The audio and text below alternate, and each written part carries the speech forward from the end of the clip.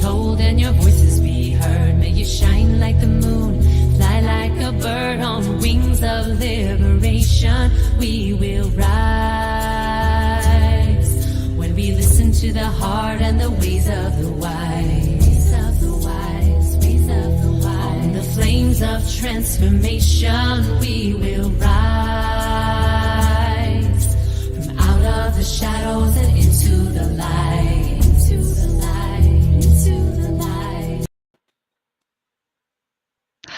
Good morning, everyone. Welcome to UNIFY Women Rising. We are so grateful, thrilled to be here. Can you all feel the energy today? It's like over the top. Anybody else? Woo! I mean, it's like, woo, let's just shake it off. Let it all come in. All of it, everybody. If you're sitting there and you're like, whew, something like today just seems like, just do that thing. We're going to be talking about relationships, connection, compassionate communicating, and things like that. Because in my world, the only thing I've ever known to be true is that we communicate with everything, and everything is a relationship. So very excited for today. I'm Debbie G, and I'm right here in Huntington Beach, California. And Miranda. No. The cameras flip us the other way. So it's very interesting trying to figure out your direction. But yes, I have so much energy today, and happy Eclipse Day, and maybe crazy Eclipse Day. It's a wild energy day from everything that I've read with this eclipse at 2:27 Mountain Time or 1:27 p.m. Pacific Time. Is a big eclipse today. So, and we're in a lot of planetary alignments. We're in the portal of Jupiter and Neptune I'm getting that wrong probably. Jupiter and another planet conjunction, which I knew before this moment right now. But yes, a lot of people refer to that as the Rainbow Bridge time right now. One is a more depressing, introspective planet, and the other is a much more passionate planet. So we're in it. But I'm Miranda Clendening from Crestone, Colorado with UNIFY, and glad to be here. Good morning, everyone. This is Rachel Morrison tuning in from Loveland, Colorado. I have no idea what Miranda was talking about, but I can definitely feel something of buzz in this moment. So I'm looking forward to our time together. Hello, everyone. I am Amber Hartnell coming in from La Costa, California. And likewise, I don't know any of the specifics of what was just shared about the astrology and the lineups, but have definitely been feeling strong waves of energy moving through, well, constantly lately, but certainly building up in the last 2 days. And also excited to see what we get to explore together today around relationship. So exciting. And today we have our special guest, Sheri Herndon. You all know her from our past shows. Welcome, Sheri.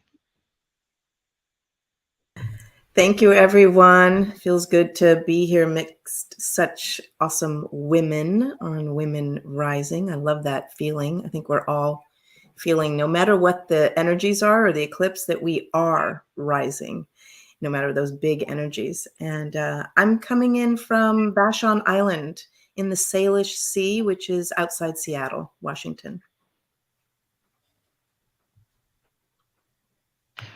Whew, this is exciting. So listen, I'm going to tell you all, I'm going to start it off. There is this thing I get stuck in. It's called this need to be right. Anybody else out there ever have the need to be right? And you know, the thing about my need to be right is I am right. It's not like I'm wrong. So That's a paradox. But here's the deal. Look, since I'm right, and I know I'm right, could it possibly be that everybody else is right too? And that they have their own reality in which they live from? And that maybe I wasn't respecting it, and my push to want to be right and I just did this recently. I wanted to be right about, and I will go and hammer. It's bad. I mean, should have just been a construction worker with that kind of freaking talent. I promise. Anybody else ever hammer at that need to be right? I'm right. And it causes giant conflict. So this need to be right and to be understood, is that I really sat with myself and started asking myself the question, I'm curious, is this why is this? What is this? Where is this coming from in here? Taking that deep breath and getting within myself, and realizing that all things are stemming from some sort of fear somewhere inside of me and a need to control something somewhere. And why is that? And so I looked even deeper into that. And then I became curious about what might be real for the person that I'm hammering, Joe, my husband, hello, I love you, hammering at, and I sat back and thought, this is where I said, well, I'm kind of full of crap. And I need to get my head pulled out of my patootie. And that was like some big sonic boom and the whole world heard it and went, anybody ever have a sonic boom when you finally come out and you realize from that dark space of needing to be right, saying, what's real for them is, and if you don't know, asking the question. But that really was a moment that just passed. And I just was so big. But, losing the need to be right for me was losing the need to control the situation and how it was flowing. Does it really matter if anybody actually agrees with us or not? We all know what we know, and that's what we know. And if it needs to be different, we're going to change it. But why do we need other people to feel that way? I don't know. Anybody else ever struggle with that need to be right here? Ever once? This is one of, I have a book outline for this. So relationships, this subject today is one of my favorites because it's one of the things I teach most about. But this is the title of the book is, do you want to be right or do you want to be loved or loved? And there's so many, they're not the same thing. And when you're in the space of, I need to be right, trying to compensate for your soul not feeling worthy enough or needing to stand up for yourself or needing to be the strong woman or whatever all of it's in there. I mean, all of that stuff has drastically hurt my relationships in the past where I didn't have enough confidence and self-value and self-worth, and I would find it in a debate or an argument about being right instead of being gentle and loving or hearing the other person or seeing that there's two different sides. And it really is about us seeing the triggers, unwinding everything that's in our heart space that is sadness and anger and frustration, unworthiness and all those things, and seeing why a triggered, reactive, I need to be right might be coming up. And for me, I have to step back and take a minute and say, I'm just stopping the conversation. I'm sorry for anything I already said, and I can't go this route, and I'm not going to. And my goal is to be gentle and loving. So I need to reset myself and then go and do my process for that. Okay, no, meditation. do that again. All right, no. Just do that again. Wait, just all y'all didn't. I need, feed me, Seymour. Do it one more time. Well, give yourself the permission to reset yourself, especially in the moment. We don't do that because it's part of not being right, possibly, but it's not about that. It's about being loved. If it is about that, then you want to be love as the greater thing, and just literally putting yourself in timeout when you feel a triggered or reactionary thing coming on and saying, I'm resetting myself until I figure out all of this, and then we can come back and discuss who's right or wrong, or if that even matters at that point, or what it is. I've got goddess chills. Anybody else have some goddess chills going right now? Just like, well, I'm not perfect at it. I gentlemen, I'll finish writing the book with you, Debbie. Let's explore. let's rip that up. Rachel, love. I was just gonna say the word I use for that when I'm in conversation. I say, "Excuse me, I need a moment to self-locate. Once I have, I will get back to you because there's something that's coming up in me right now that I cannot identify. But oh my gosh, am I having an experience of it? So I need to figure out what's going on." And so that's like a new concept for people in the world, right? And so I've said that a few times to people, and they're like, what? Like, who is this masterful being? Like, yes, of course. Take all the time you need. I'm like, Rachel, that is I need to self-locate. I love the term. Yeah. I'm a little lost right now in my psyche. I need to just come back when I'm ready. And I can identify the thing so I can come back from a place of self-awareness, radical responsibility, and victory over my emotional body so that I can have dominion of who is going to show up in this conversation. Take that dominion. So far what I've been hearing, which is just so juicy, is not only do we stop and make a conscious decision to take a time out, but how that we do that. So Miranda's saying, I'm sorry for anything that I've already said. I'm going to keep that forever. Rachel, I need to self-relocate. Self-locate. Bye. Can you guys imagine doing this in the middle of a heated argument where you're pissed off and you want to be right? This is going to take some serious mastery, because it's either that or love. You can't, Yeah. You know what? It's true. Because when you're loving, you're not worried about whether or not you're right. You're just in your zone. You're at a 0 point. Who cares? Awesome. Yeah, All right. You should have a partner that can do that with you, and then there isn't heated arguments, from what I've found, because you both can be like, okay, we're going into a triggered or victim space, or a space that we probably should not be ever heating it up to and getting into that space. I mean, sometimes saying things like, I don't feel valued, I don't feel like I'm heard by you, or something like that, saying it passionately, but then saying, and I'm not going to discuss it anymore right now until I can come back in a centered place, but I need you to hear me on this one thing. And then, but I don't, what's the point in yelling at each other about it or having heated arguments about those kind of things? So my relationships used to really be like that. I'm a very passionate person, but I haven't had one like that in a long time, because I don't want to be in the yelling and emotional spaces how I show up to my partner now. Mm-hmm. Well, it's an addiction response. Exactly. It's an emotional addiction response. Amber, I'll let you speak into that a little bit. Yeah, thank you. That's absolutely true in my experience as well. And my pattern has not been necessarily needing to be right. I have a Gemini rising, and I think one of my abilities is to always be able to see all the sides of anything. Sometimes to my detriment, it has been in the past, but I have been with partners who have this intense need to be right, very aggressively, in fact, in some cases. And I trained myself to sit in the center of the fire, which I don't recommend is always the best thing, but it was my training ground for some time. But for me to sit in that center of that fire with the barrage of needing to be right coming at me very violently, and learning to listen beneath the delivery of what was presenting itself to the unheard truth beneath it that felt like it had to project itself very intensely to be heard.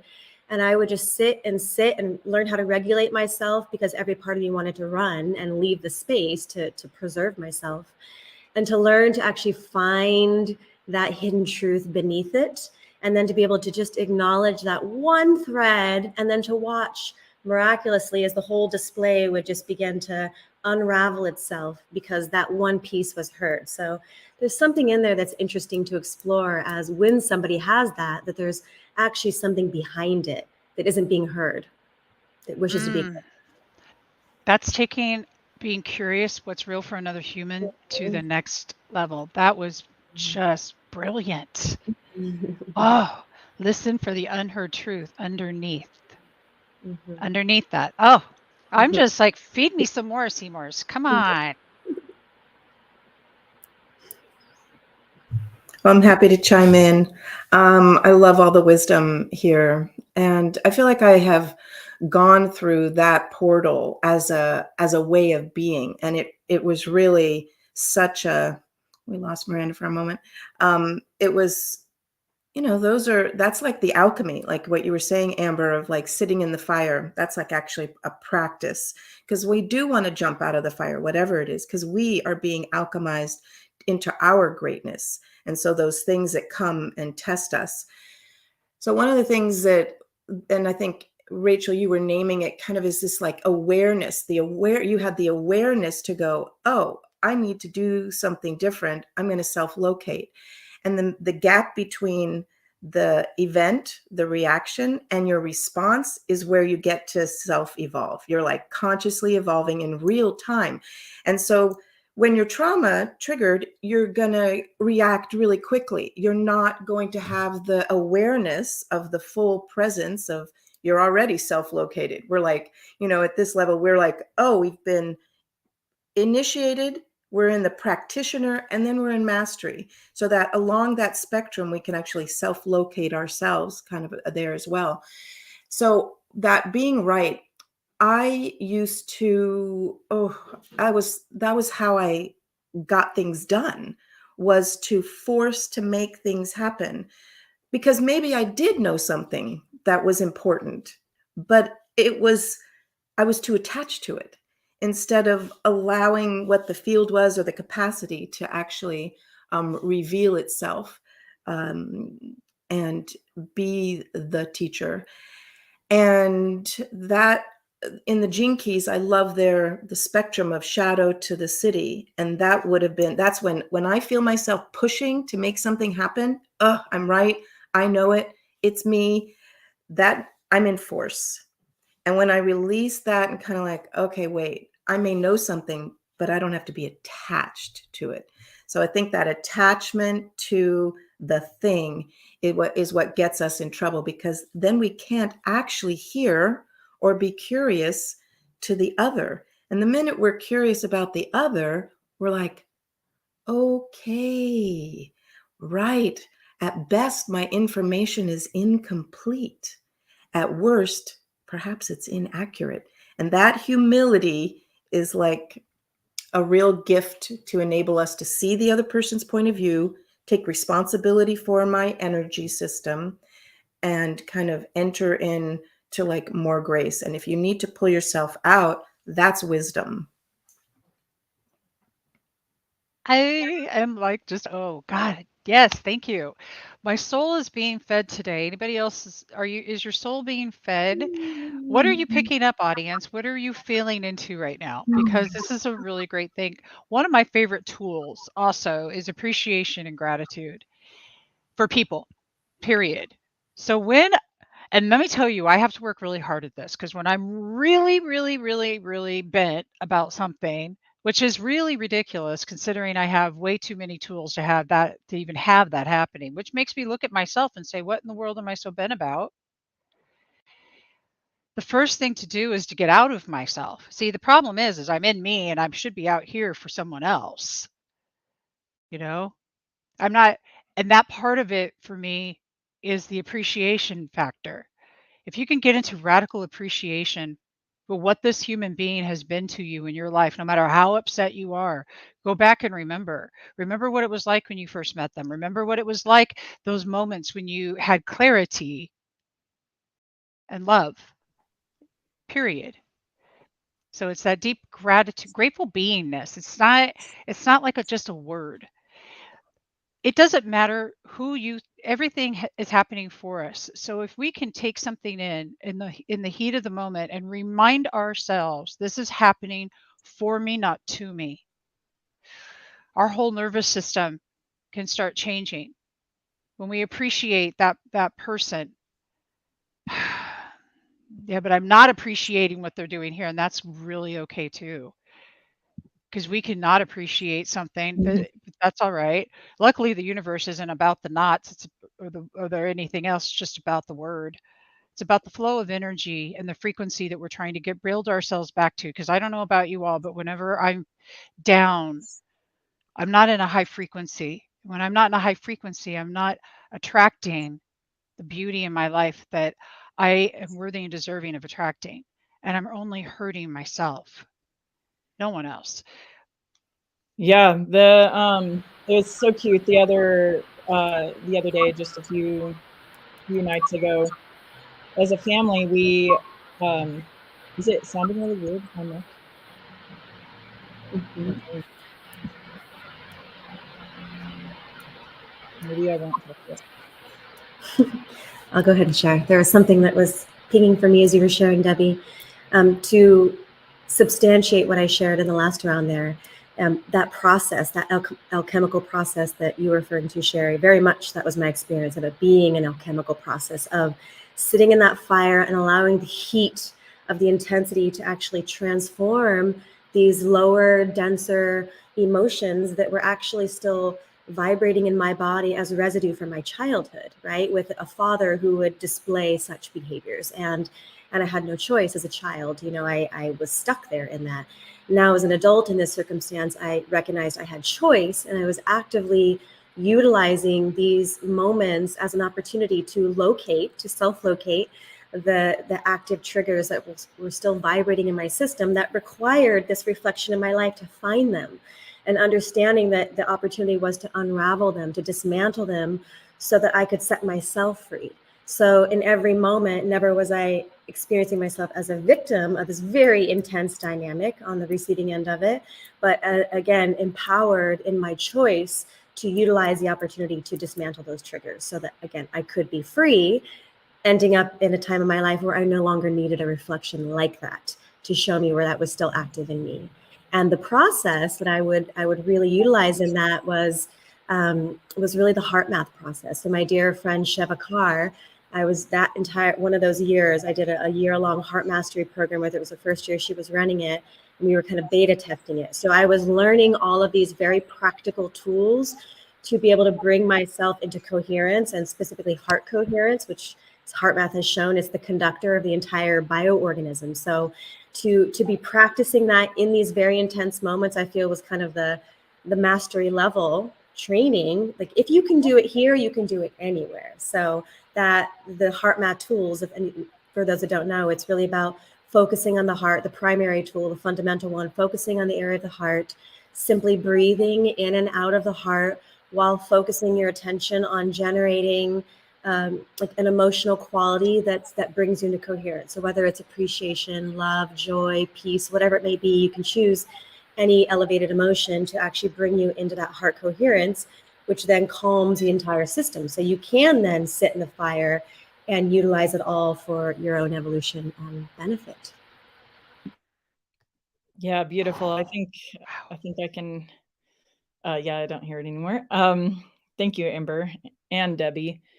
And what I was gonna say was these things are like all wrapped in together, learning all of this. And our family, as part of the peace game that you had mentioned earlier, we do Peace on Earth by 2030 game. But since you played it last, Debbie, we added the first action is about self-empowerment, self-love, and finding your own inner peace. And also naming your values that you want to live by. And so we're doing that again as a family. And the other night was going around the table and getting to saying like 5-6 things you love about that person, and everybody at the table bombards that person with all the positive stuff.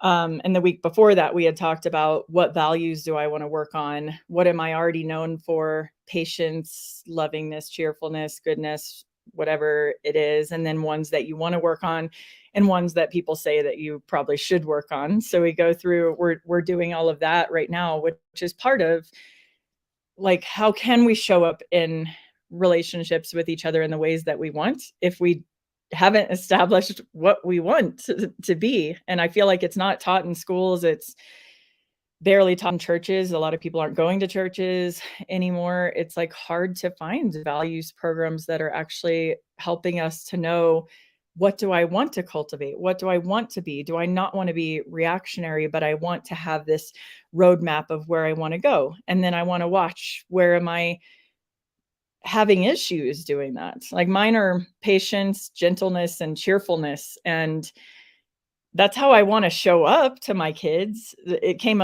about because of my kids, but also in my relationships and everything too. And man, does it start to show you where you let those things slide. Like when I'm too stressed out, or when we're moving too quickly, or when I am triggered and hurt and sad, then I lose those things. I'm not patient, I'm not cheerful, I'm not gentle then anymore. But making a commitment that I want my relationships to be great. I want to be a great mom. And these things, tailoring these things in myself and not letting a stressor or a trigger be more important than who I want to be and how I want to show up, it's very powerful to help you in your own growth in ways that work. And I mean, some days it's like, oh, I had 2% improvement. Great. Or I backslid because it was a very stressful day, and we're not perfect, but it also learns you to be very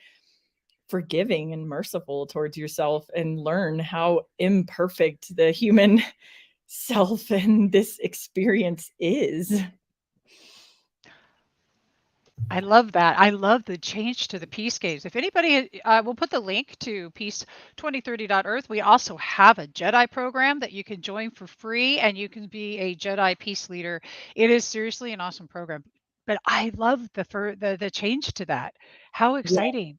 Well, And it was and you do suggestions too, and we had a lot of suggestions from people on work on self first and then work on as a team and in community, and that is going really well now that we added a bunch to that part. I'm loving it, and tapping into our values. That was one of the biggest reasons when my husband had to have those values, and it had to be in alignment. There had to be there had to be some that was key, the values that we hold. And you're right, it really is something that needs to be brought forward more. So Rachel. Oh yeah, go Rachel. Oh, Yeah, sure. Well, I'm thinking about something that's maybe a little obscure, but it might be really resonant for people. But it's the relationship that I have with like the immediacy of the moment. But then there's like this transcendent love and relationship that I have with the vision that I hold, whether it's for myself, for people, for the reality that I know is possible, for those that I love in my immediate core center, and those that I love that seem like universes away. And both fields are informing the other with so much devotion, because I do believe in it with all my heart and soul, that it makes the relationships that I have here in this moment so much more important and valuable and magical, and like these like infinite seeds of possibility that I know are going to create goodness because of where it's coming from, right? Like that's even one of the reasons why I chose to be in this technology space, because I have this idea that even if it's not in this lifetime, the way that we're coding light particles is good and will become good when it becomes manifest into form somehow, some way, in some universe.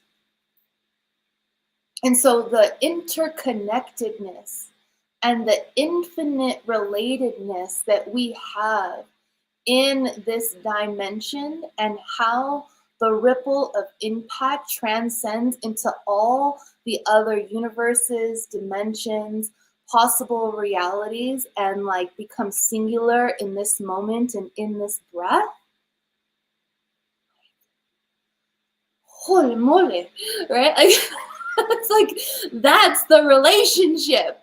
Like that's the thing. And everything we experience, everything that we encounter is just another way for us to express our own dojo, our own Jedi training in the unraveling and revealing of our true nature, our true self, our true identity, and our true relationship to all that has ever existed as Supreme Creator with Supreme Creation. That's what I was thinking about. Yeah. coffee conversation.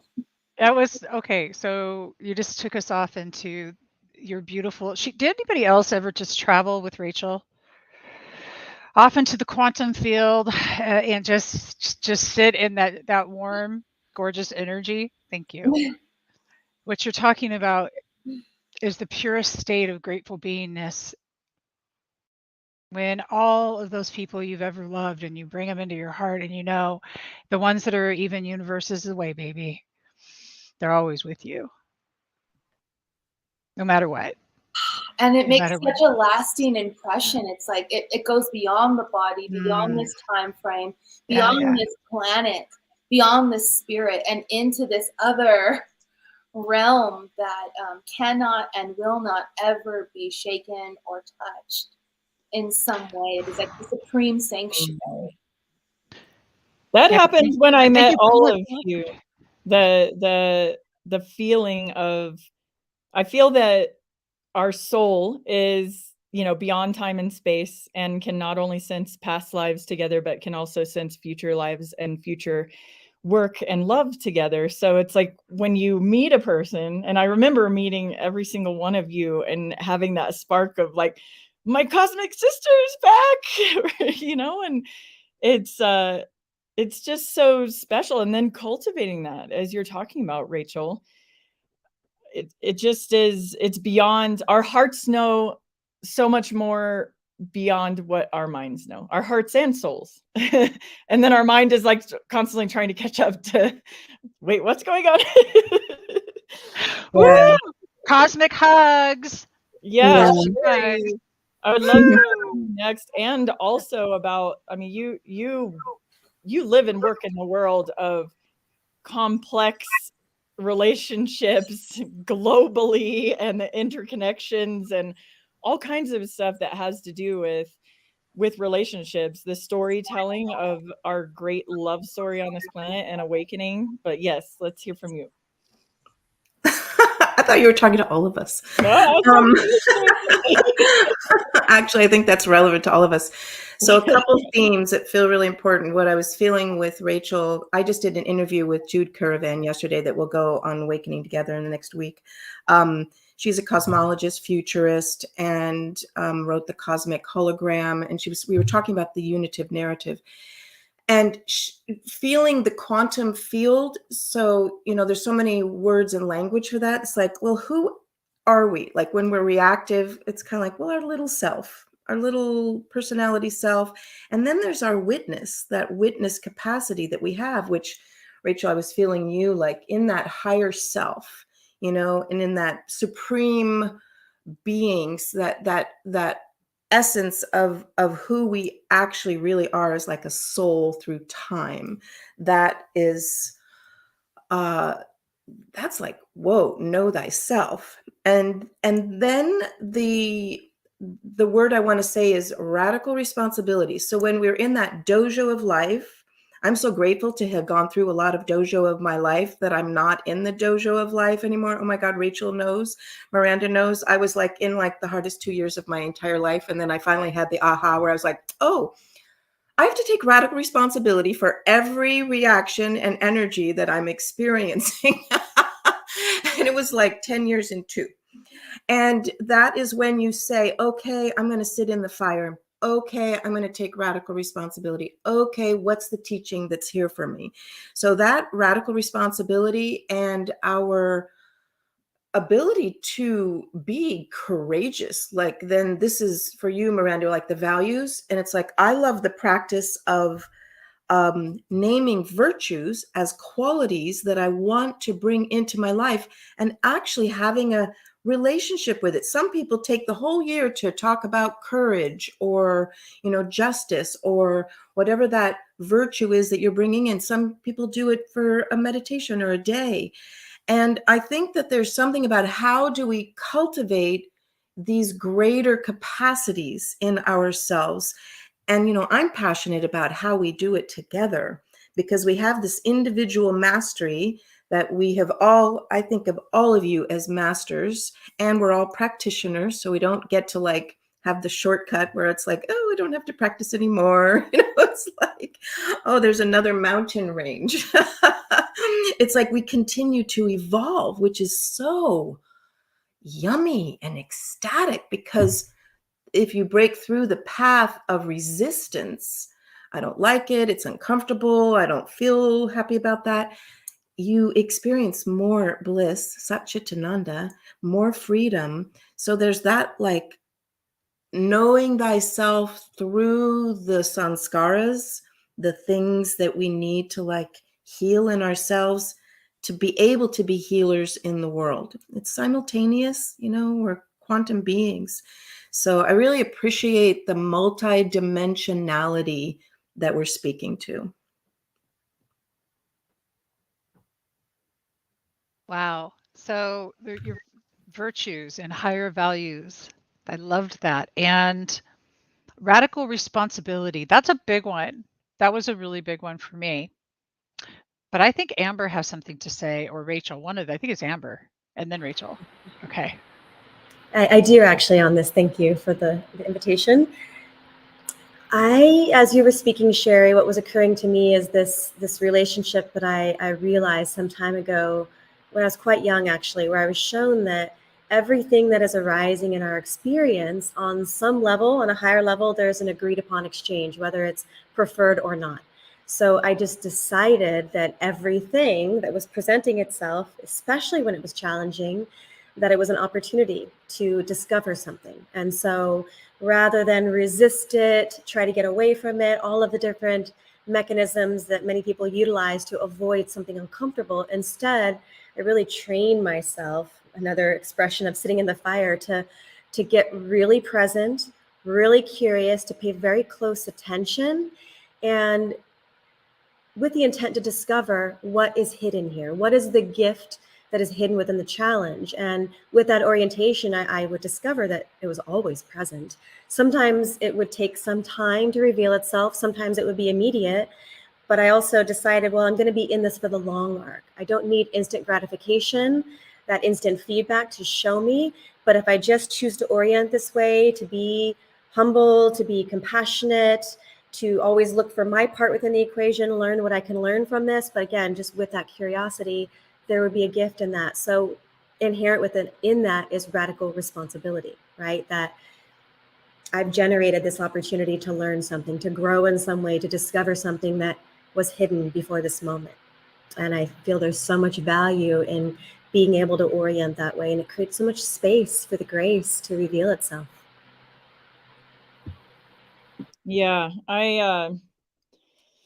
this is bringing up for me too, just that the description of sort of what I gave about, going away for a bit in the middle of conflict when you feel the need to be right or stand up for something. I definitely have to finish that with saying that I always come back to the situation, and never leave it hanging and not communicate with my partner, because that would be a not good relationship either.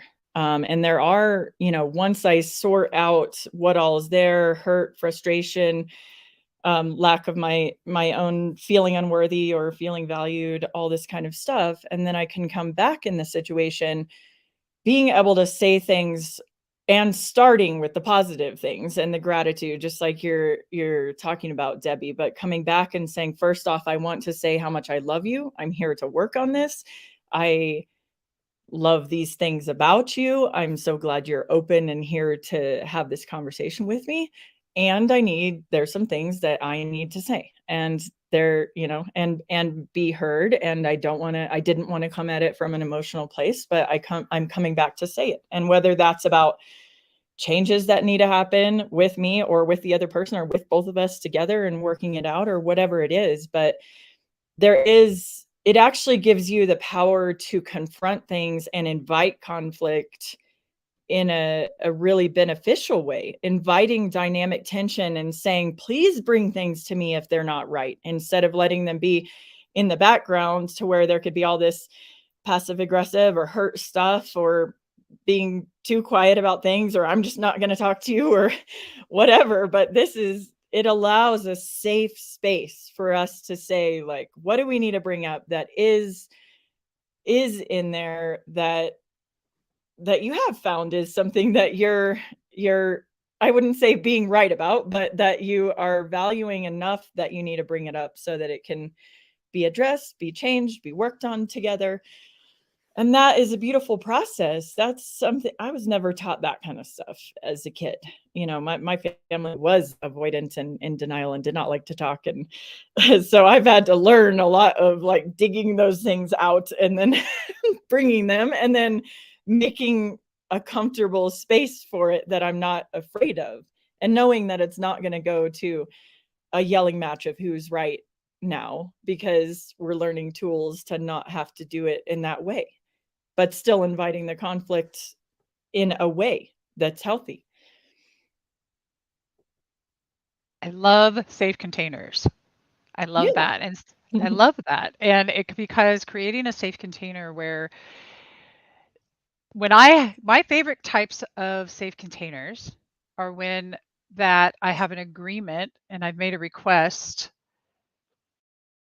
for reflection rather than deflection. In a safe container, we're reflecting back what each other is saying with understanding and seeking to understand more and using questions and being curious about what's real for another person. That's the biggest key though for me is being curious about what's real for somebody else. And I realize that maybe what I have going on is important and whatever, and my values do need to be heard. Just like you said, it's not the need to be right, but the thing that you're holding so much value for that you need to talk about. And those needs and those values need to be discussed in a space that you don't feel afraid. Because what happens, in my experience, is that if that safe container is not there, it becomes a pissing match back and forth, you know?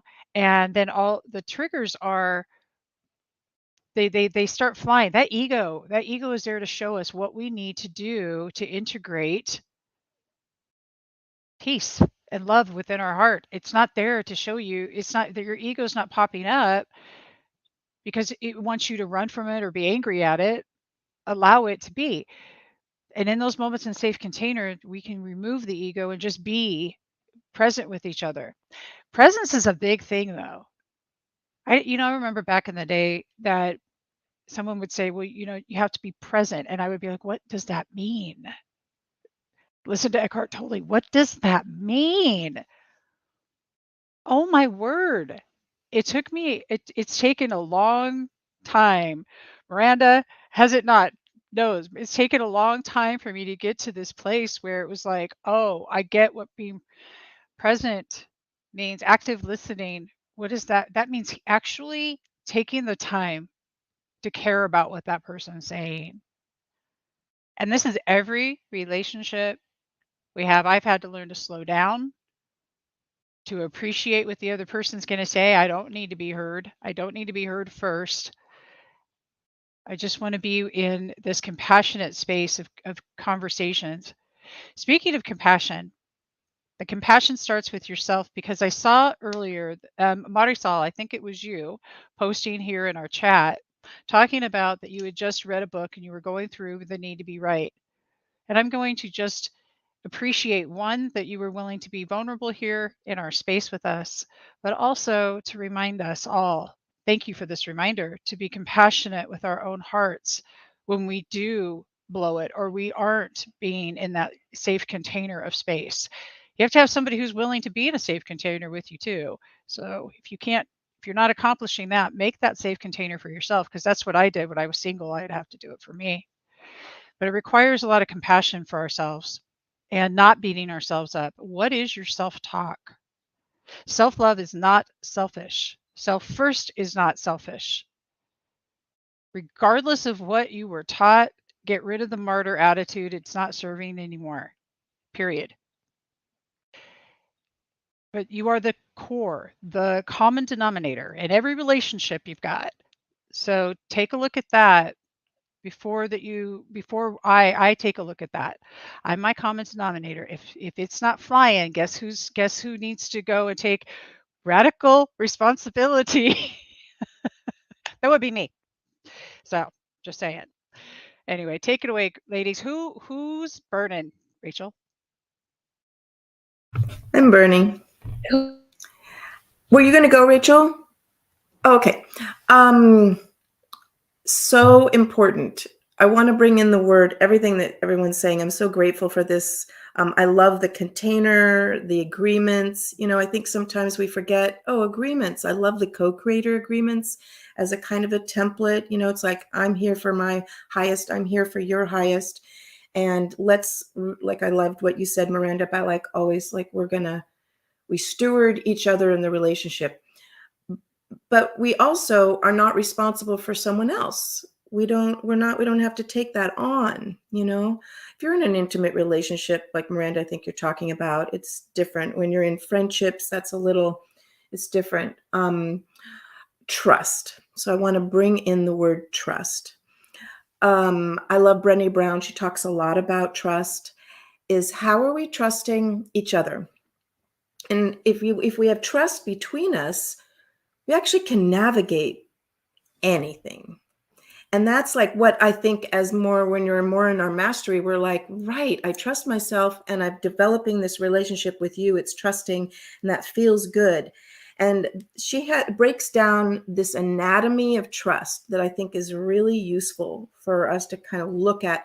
It's not just like, trust, that's a nice word. Like, what does that mean? Like you said, presence. It's like, wow, where did we get to be taught what trust is or how I can be trustworthy? So it's a verb, right? It's a verb. It's brave. Braving is the anatomy. Boundaries, reliability, accountability, vault. I love this one. Vault is like when you've been sharing with someone, you don't go polarize and say it to someone else. That's like, it can go into gossip, but you actually like keep it, in the container of the sharing.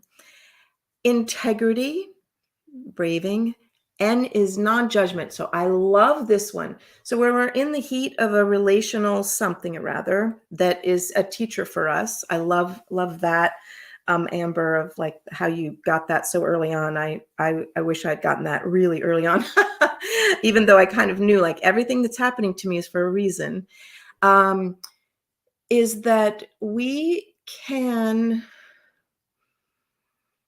actually choose to be in a non-judgmental relationship with the person that we're in the fire with. Because when we judge, we break a connection with them. And I actually love feeling like, my heart can just stay open, like Rumi reminds us. Let's meet out in that field where there's beyond right and wrongdoing, because that mind that thinks I'm right is you're wrong. And so when we're like, it's not that, it's actually like we want to heal the underlying brokenness, which is like so great. And then the last one of braving, this anatomy of trust, is generosity. And I think that's where we're like, I care about you. I want to have good faith assumptions about you. Because I think the way our neuroscience, the kind of mind works, it's like we think the worst. So watch when your mind is like going for the worst story. We do it all the time. I'm like, track it. Track when your mind goes to the worst story of someone or yourself and rewrite that story of like, be generous, have good faith assumptions about each other, because it's like, that's such a much more generative place to be. Thank you. Thank you. We are coming up to our last 10 minutes, ladies. So I love Brene Brown's book, The Atlas of Love, and I put it in there. If anybody's curious, that's where braving comes from. And I agree with you. That's such a beautiful breakdown. Trust is a very important word, but I've learned that trusting myself was more important than anything else, because I used to think I need other people to trust me. And it's like, no, I need to trust me, show up as me and be in my truth. That extends to others trusting me because I'm in my authenticity. So I started with me. When somebody says to me, but I need you to trust me, no, your behavior and what you do and how you trust yourself is what you might be needing. I don't need anything. It'll either be or it won't, you know? That's my take on trust. It's really about the behavior. Behavior. So if you and that's it. I don't have anything more to say. Who wants to speak next? Well, I wanted to bring up a subject that kind of has to do with this too, but takes us in a little different direction, but is a pretty hot and interesting topic in the relationship world, is the redefining of relationships that's going on lately. And I mean, lately, maybe in the last decade, more and more. But I have a background in the polyamory community quite a bit, all the way back since like 2007 or something like that. My best friend, I would just choose, I have a very strong spiritual mission. And so for me, I had some very not good marriages in my early 20s that led me to not trust relationships very much. And so for me, inventing like a spiritual polyamory so that I could keep my spirituality and being a mom, first, and then my relationships were kind of a side thing, but I didn't not want to have relationships. And back in 2007, 2009, polyamory was such a new thing. But now there's so many books written by a lot of people that choose this lifestyle. And one of the big differences is communication. You're saying like, what is most important to me? What do I need? I'm actually in a monogamous relationship now out of choice, but I had to have that path to lead me to here now, to know who I am and what I wanted and what I stood for. And now even a lot of my friends in monogamous relationships have read books like Polysecure and different ones that polyamorous people have learned to have way different conversations than a lot of people are used to having, that are about like, I want to live my ultimate dreams. And if relationships fit into that and me loving myself and having the life that I want, then good. But I'm just going to play the field until then. And so many of my poly friends are so open and beautiful and just loving, households of many people and communities. And it's an interesting, my kids are doing a lot of exploration on asking a lot of questions about this, and the LGBTQ community as well, and all of this, and just a lack of judgmental society, and how can we be without labels, without stereotypes, and let people be and have and do what they want to do. And for me, it's a whole entire world of discovery, but especially the communication. Like the way that people have learned to communicate in that community and just say, here's who I am, here's agreements, here's boundaries, here's how I live my life. And I find there's so much less harm when you learn how to live in those ways. Even in my monogamous relationship now, being able to talk about everything, like he's reading the Polysecure book and he's like, oh, these are the things in my life I didn't like about relationships before. These are what I do like. This is what I want to be able to talk about in my life and never have to hide. So yeah, open new subject. We only have a few minutes left. Oh God. And I got this to say, just only this. I've never been in the poly world, however, not actively, but I love the poly world, right? I love them. They have brought us so many good tools, and I want to just share my favorite word that came from there, because it's compersion. To be in joy and celebration of others, their accomplishments, their achievements. Just as if you would look at a 2-year or a 1-year-old taking their first step, you wouldn't go, oh, I did it better than you. Or you know what I mean? Like, we look at them and go, oh my God, they just did their first step. And this is how that we treat each other. Oh my God, you just did that thing. And I love this. And I'm celebrating you in compersion. So I'm going to leave it at that, because I've got Amber, Rachel. I don't know which one of you. Well, I could say a few words. Okay. First of all, disclaimer, I am so Latin when it comes to this.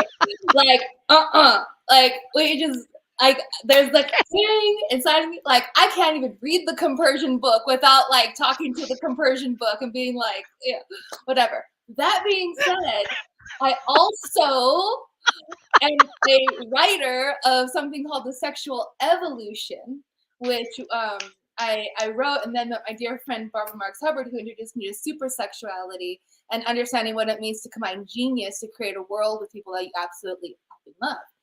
And so there's a wholesomeness in allowing my body to get super turned on and excited about what is wanting to be created, and going through the path of connecting to supreme love and then bringing it into the world confidently, courageously, and confidently, knowing that you are becoming essentially like a walking apocalypse and reality's bending to your will because of the love and agreement field that you're creating with the people that you are choosing to be fully in with. So it's a both and by doing that, I guess you could say one of the words that we actually, the three of us, Sheri and Miranda, were playing with some time ago was polymorphic leadership tendencies. And being able to go through organizations in a way, and teams of people in a way that had everybody felt totally seen, totally loved, totally important in whatever was happening in the space, and nurtured and secure and safe to give all of everything into the space. So that fulfills my way of doing the thing. And there's a lot more to uncover in that maybe a whole other episode might need to be around, because there are some things that we can talk about and some stories that I'll have to figure out how to tell without saying names that we should totally get into, because I've had some edges on this topic, edges, and that's how I know I'm Latin AF. I just want to get like the popcorn ticket, and I'm just gonna sit. We're gonna have that episode. I'm gonna be with my popcorn, and I'm just gonna be chilling and watching that happen. Y'all know that that needs to happen. Amber. Well, in 2 months, we revisit the same subjects again. We do 8 subjects, and then they come back around. So in 8 weeks, we'll be back to this subject again, and we can revisit the same subject. But I love your face when I brought it up too. She's like, "Oh no, she didn't." Here we go. All right, man, I'm about to talk about that. And then Well, that will be fun to dive deeper into this conversation that you just opened up here in the last few minutes, Miranda. Knowing that we have a minute or two left, I'll keep it very brief. But piggybacking on what you were just sharing, Rachel, first of all, I loved you referencing Barbara Marx Hubbard. I remember her saying this quote to me, which I know she said before, and it was, "We're joining genius in telerotic suprasex."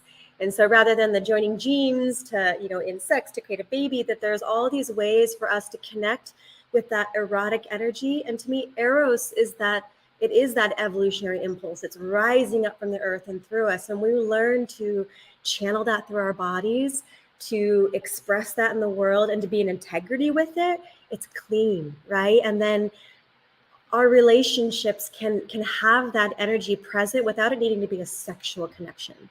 So I too have explored these different realms of relating, and have learned so much about myself, and have certainly used it, especially initially used it as an opportunity to find where the insecurities were in the system. So if there was an insecure response to something, or jealousy, whatever it was, rather than feed it, create a story about it, I would follow the sensation straight into where I was feeling it, and use it as my cue of where I could crack open more fully, where I could embrace more completely. And so that was my dojo in relationship. Also, again, to set myself free, to know that the love is boundless, no matter how it expresses, in what form it expresses. And yes, communication, clear agreements are at the heart of that, so that we remain in integrity with that energy. And it's a powerful path for those that are called to explore. I too am in a very deeply monogamous relationship now. It's the right thing, and came to that by choice. And I'm experiencing a whole new set of possibilities that open from that depth of devotion, of full choosing of one another. And I'm grateful that I've had the explorations I've had. But really just Yes. I was gonna say, I think 2020 kind of kicked every kind of like edging polyamory person like into hardcore, or at least the majority. I don't know what it's like for everyone, but like, cooties became real all of a sudden. But just to finish that, really highlighting the essence of that energy. It's about our relationship with that energy, and then deciding how it's expressed, but to recognize that, often people, when they feel it, there's a tendency to want to move in and towards a particular expression of it, often sexual, right? But if we can actually just feel that turn on and get curious about it and let it move through our body and, be honest about it and own it and claim it, then the right use of that energy, the right expression will reveal itself. And I found in my experience, it's often not sexual. And it's actually for a higher coming together to create something that wants to happen through that attraction that's bringing us together.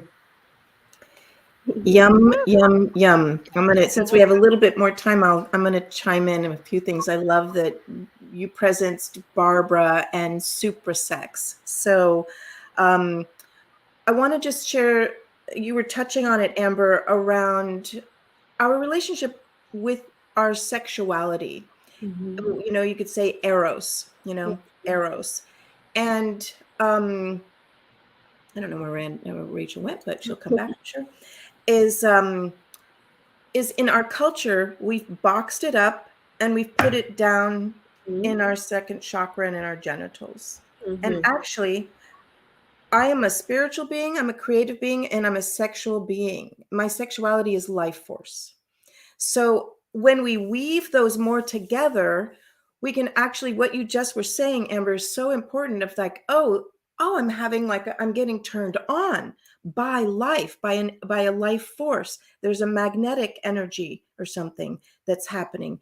When we have a right relationship with the life force that expresses itself in all these different ways, then we are not afraid of our sexuality. And I think we have been so afraid of our sexuality that we have limited ourselves in terms of who we actually can be with our creative life force, with our spirituality, and with our sexuality. We've just, the Puritan kind of thing. There's been a lot of harm done to, going back a long time, the body.